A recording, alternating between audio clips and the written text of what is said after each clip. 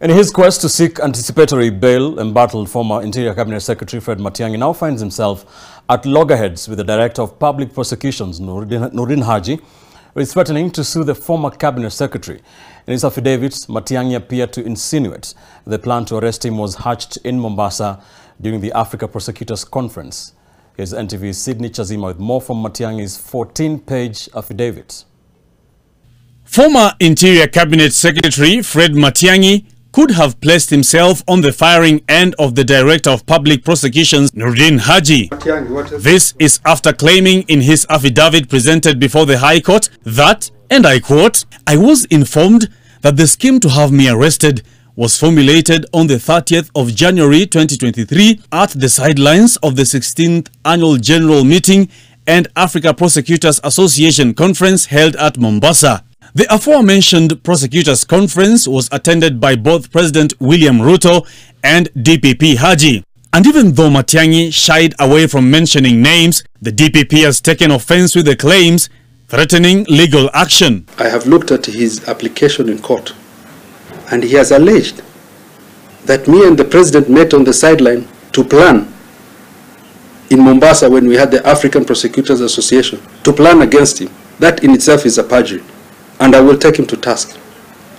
I will take that affidavit to task because it's unacceptable. Let him table that evidence. In the affidavit, Matiang'i adds that he got wind of a plot to arrest him and arraign him in court, a move he claims is politically motivated. The DPP has also joined voices with the heads of the country's security apparatus, denying the claims. There were no such elite squads. And I think I'll also ask you guys to give us the photos of those so-called elite squads who are there. Sure. Matiang'i, who has not more than once been accused of ignoring court orders during his tenure as Interior CS, also claims that he has never been summoned to appear before any police station or investigative agency, adding that he is shocked why he is being sought for arrest. But Nordin adds that there could be a case against Matiang'i in the pipeline. I think you know, for a long time, it's the media that has been even asking about the Ruaraka land issue. We are awaiting finalization of the financial investigations. Once that is ready, then we will make the appropriate decisions.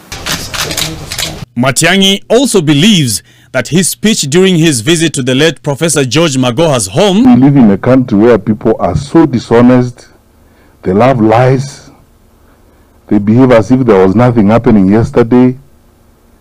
They are lecturing us now about things they think they are new. Could have triggered the scaling down of his security detail and the ensuing arrest attempts. The former powerful CS, an open critic of anticipatory bails. You prepare to commit a crime, then you go to court and come up with an anticipatory order.